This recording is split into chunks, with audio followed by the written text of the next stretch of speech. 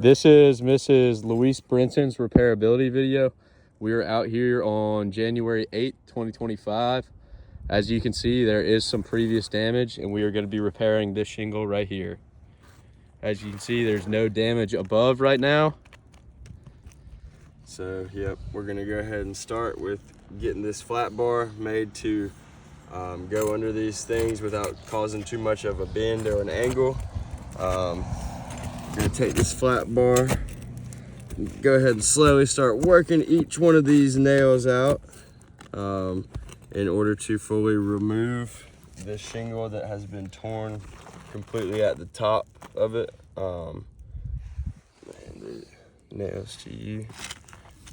This is part of that damaged shingle.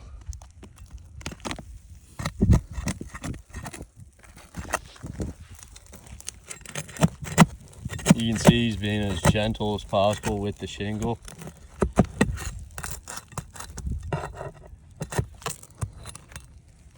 Keep in mind that this is the most gentle of a repair job that is going to be done as well.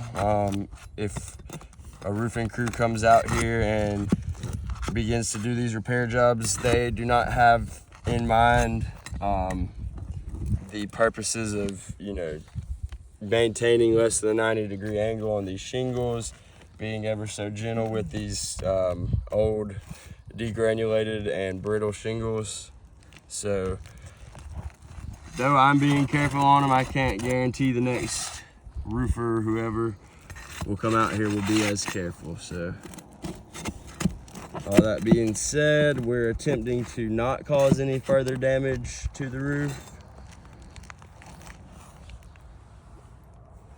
But we do have to go up 2 rows in order to remove all of these nails and get a new shingle put down.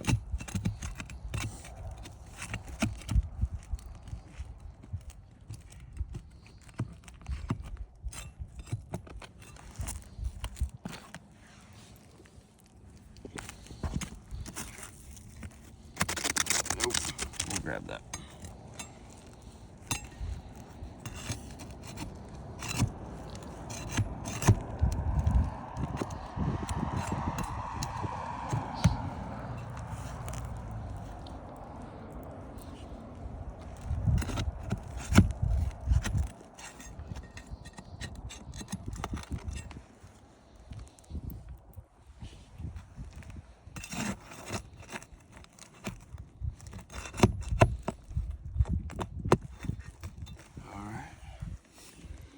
That should be all of those nails in this first row. And then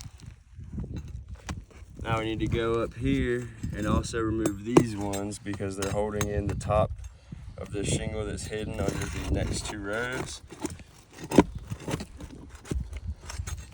So as you can see, now not only this shingle is at risk of being damaged by the process of doing this repair, but so is this underside of this shingle and also the top of this where the matting begins to crease. As you can see, it's already beginning right there. We're going to continue getting all these out.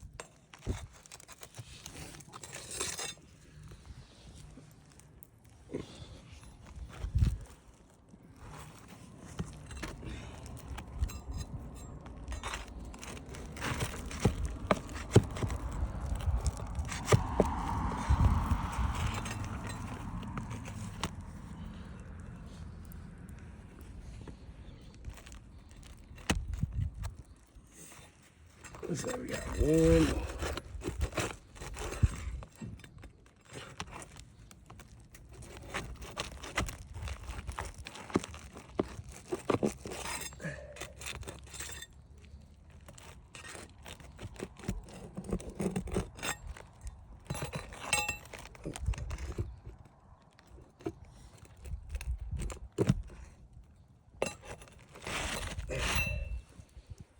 All right.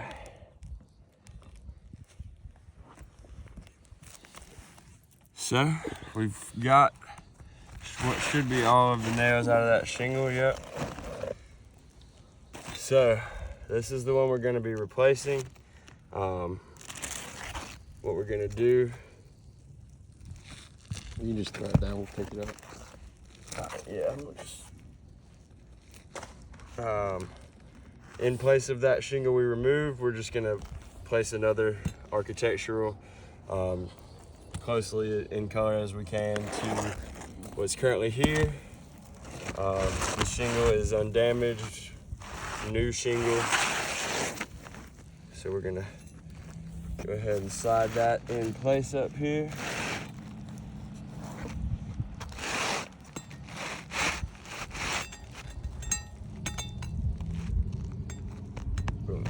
Right there, nice and flush with the rest of the system. And then we are going to proceed to put all the nails back in, level by level. So I'm gonna trade out tools right here with Daniel. Thank you, Daniel. And then I'm gonna grab a few nails here from Jake. And we're gonna tack it down.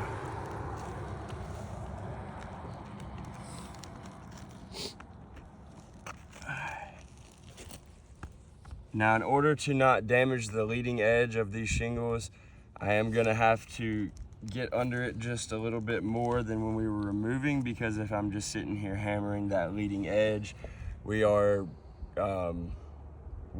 affecting the water shedding capabilities of these shingles and their ability to withstand the elements properly. So we're gonna have to be ever so careful not to hit that while re-driving these nails here.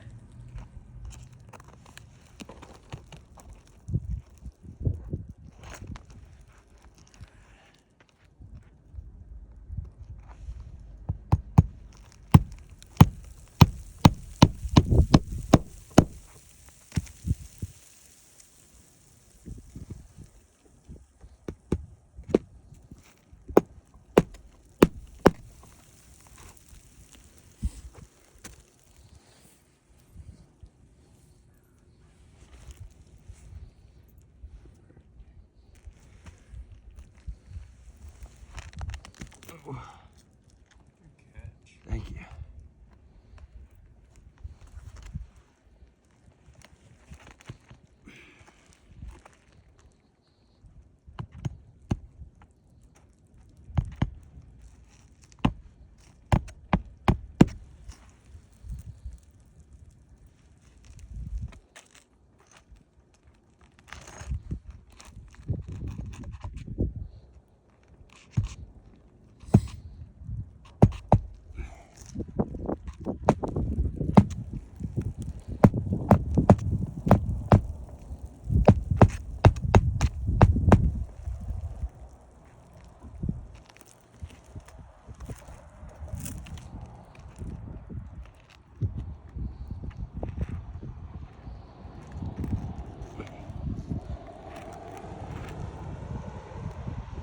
Be tricky trying to get it at an angle here where you're not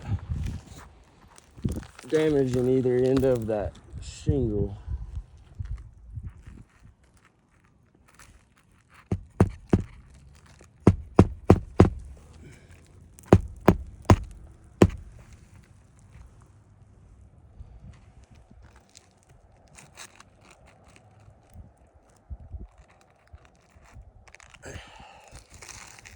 You can see with him being as gentle as possible, there's already starting to be creasing all along.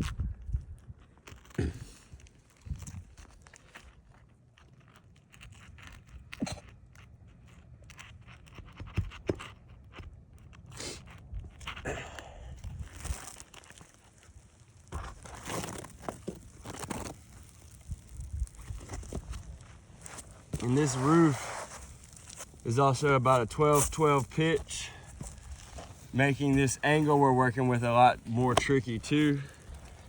As you can see, instead of it being like this, a flat surface where we can easily just lift off and tap straight down, we're now taking a lot more manpower and working at a very trickier angle here, trying to tack these nails back into the proper place on their tar strip so that the shingle can adhere and stay on that roof for more than just the next windstorm. So that's our goal here, is to put a shingle down that's gonna last as long as the rest of the system will, not that's just gonna be up here till the next, 50 mile an hour, 60 mile an hour wind comes through and blows it off. So we're doing our best job here to install this shingle properly and thoroughly. You got more nails? Yeah.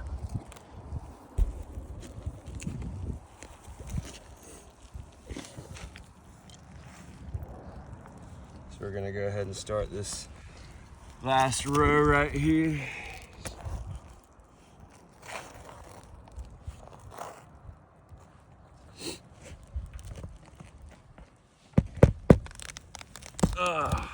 That's all right.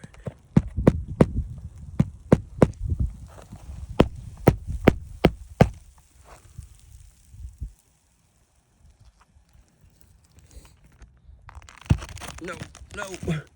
It caught it.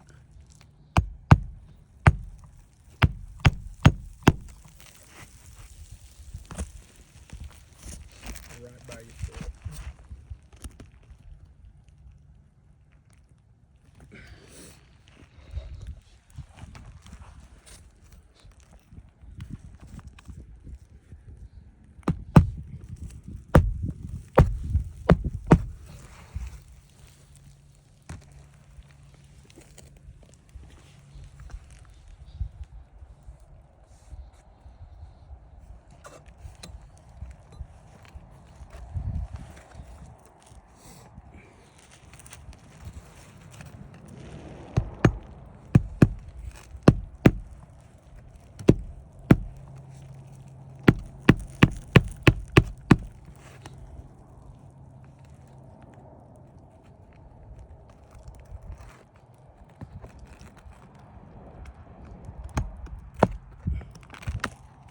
Ooh, that would have been bad.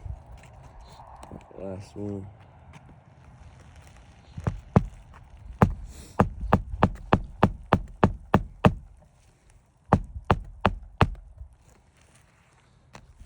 All right, so that's one shingle repaired. We've got, As you can see, plenty there more. is plenty more damaged shingles here, as well as on the back side. And there should be adequate enough evidence. I'm gonna pass the phone to Smith here to show you what the damage looks like. Yep, so I'm gonna pass this hammer here to Daniel so I can show you. Obviously, that is the new shingle there. And there's clear signs that this repair has failed, because these creases on these shingles they match with the bending and the manipulating that these shingles are required to be put through in order to replace that one shingle here. So in the process of repairing that one shingle, we've now damaged 1, 2, potentially 3, 4, 5, up to 5 or 6 shingles just in order to replace one. The issue with that is now, instead of solving the problem, we're causing more problems, and we would prefer to not do that to a homeowner's roof. So that's the reason we wanted to come out here and show you how brittle these shingles are, and the lifetime left in them. The level of repairability that they have is not significant enough to do repairs on. But we appreciate y'all taking the time to review that, and hope that everything's good.